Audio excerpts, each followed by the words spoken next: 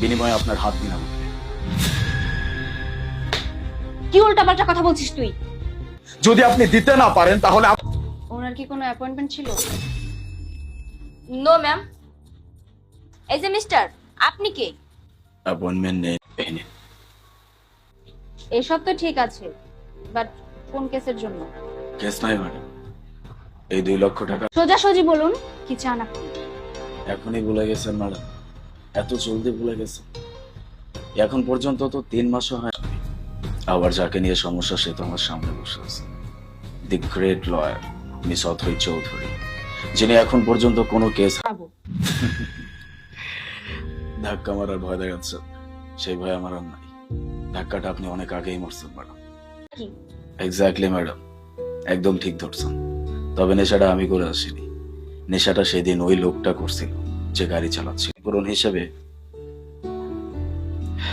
এই 2 লক্ষ টাকার চেক আমার বাবাকে দেওয়া হয়েছে। অনেক ভালো প্রিপারেশনও নিয়েছিল, এক্সামটা দিতে পারি নাই ওই বড় লোক ছেলের জন্য। ভাবছিলাম সেই সুযোগটা তো আমি পেলাম না। আমার বাবা মায়ের স্বপ্ন পূরণ করতাম, নিজের স্বপ্নটা পূরণ করতাম। বড় অপরাধী হচ্ছেন আপনি। এই আপনাদের মতো কিছু উকিলের জন্য অপরাধীরা ছাড়া পেয়েছে। আপনি সেদিন ফেক, আর আপনি কি করবেন? আমার বাবাকে থ্রেট করলেন। বড়লোক মানুষ, টাকা নিয়ে রফা দফা করে ফেল। আমার বাবা যখন রাজি হলো সবকিছু তাদের পক্ষে দিয়ে দিলেন। দেখো, তোমার সাথে যা হয়েছিল তাতে আমার দোষ ছিল, কারণ আইন একটা বাজারের মতো, এখানে নির্দিষ্ট কোনো দাম হয় না। আচ্ছা ম্যাডাম, আমাকে একটা প্রশ্নের উত্তর দেন তো। ন্যায় ব্যবস্থা যাদেরকে এইভাবে নির্দোষ প্রমাণিত করে দেন, তারা এরপর আর কোনো দোষ করবে না, কোনো অপরাধ করবে না? করবে ম্যাডাম, অবশ্যই করবে। আমার পায়ের নিচে ফেলতে পারবে। এই জন্য কোন রকম অপরাধ করতে তাদের দ্বিধাবোধ হবে না। আর সেই সব কিছুর জন্য তাই শুধুমাত্র আপনার বিনিময়ে আপনার হাত দিলাম। কি উল্টাপাল্টা কথা বলছিস তুই? কেন ম্যাডাম? আপনি তো ম্যাডাম অ্যাপয়েন্টমেন্ট নেওয়ার অধিকারই কেড়ে নিয়েছেন। এইটাই যদি আইনি ব্যবস্থা হয় ম্যাডাম, তাহলে তো ওই সব লোকই ভালো জায়গায় দাঁড়িয়ে রায় শুনিয়ে দেয়। আর হাতের দাম উঠানো না না ম্যাডাম, একদমই ভয় পাবেন না। আমি আপনাকে কিচ্ছু করতাম, তাদের শাস্তি একদিন না একদিন হবে। এই বিশ্বাস আমার মনে ছিল, আছে, আজীবন থাকবে। কথাটা মনে রাখবেন।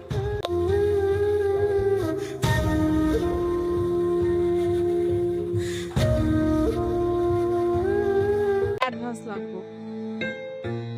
50,000 টাকা লাগবে মানে? কেন? স্যার, আমার মায়ের না মেলা দিন যাবত অসুস্থ, আর এই 50,000 টাকা আপনি দেন স্যার।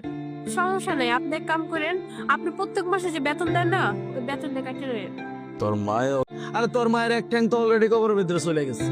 এখন এই মানুষটার চিকিৎসা করে শুধু শুধু টাকা নষ্ট কেন করবি? ওই যে 50,000 টাকা কইলি না, যেটা তোর কাছে আমি লাগা। আর তোর মায়ের চিকিৎসা করো, তোর মায়ের চিকিৎসা না করে যে কয়দিন বাঁচে এ কয়দিন বাঁচুক, বাকিটা আল্লাহ ভরসা। কিসব কথাবার্তা করে বাসে, ওই একদিনই আমার লাগি অনেক। আর খবরদার আমার মারেনের উল্টাপাল্টা কথা কেবেন না। খুব মা ভক্তি, তাই না? 3D গেম ভেঙে গেছে তো আরেকটা কিনা দাও।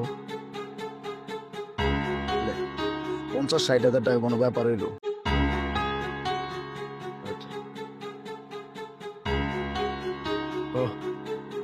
কি জানি কইতেছিলি?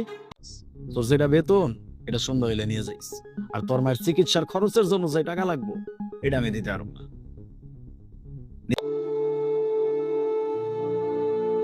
আইসে টাকা নেই। অপারেশন হয়ে গেছে, মায় তো সুস্থ আছে। হ্যাঁ, আর কোনো সমস্যা নেই, মায় একেবারে সুস্থ হয়ে গেছে। আমার কাছে টাকা চাইলি, আমি তো তোরা টাকা দিলাম না। 50,000 টাকা তুই এত তাড়াতাড়ি কেমনে ব্যবস্থা করলি? তোর মায়ের অপারেশন কেমনে হইলো? জিগালেন না 50,000 টাকা আমি কই পাইলাম?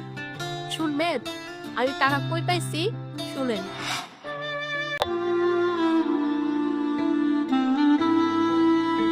আপা, আপনার আম্মার অপারেশনের কোনো টাকা লাগবে না? আপা, আমার মাই তো অনেক অসুস্থ, তাই আমি তো লেবারি কাজ করি, যে কইটিয়া পাইছি তা মনে করেন যে আপনারা দিয়ে দিলাম আজকে। গরিব মানুষ, যেটু টাকা আছে আপনার দিচ্ছি, আপনি চিকিৎসা করেন, রাখবেন ওটা। আমি গরিব মানুষ দিতে পারি না এখন।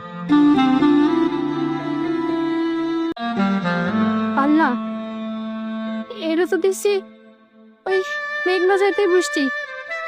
আমার মার অপারেশন, আমার মা সুস্থ হয়ে যাব, আমার মার কিছু হইব না।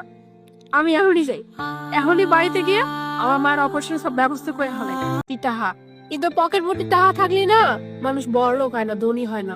একজন মানুষ বড় লোক কখন হয় জানেন? যখন এর মনটা না আপনার থেকেও মেলা ধনী মানুষ।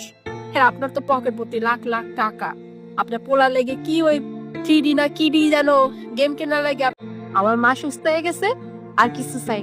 আর একখান কথা, আমার কাছে না আমার মা সবাই লাগে, আর আমি আমার মার লাগে জানটাও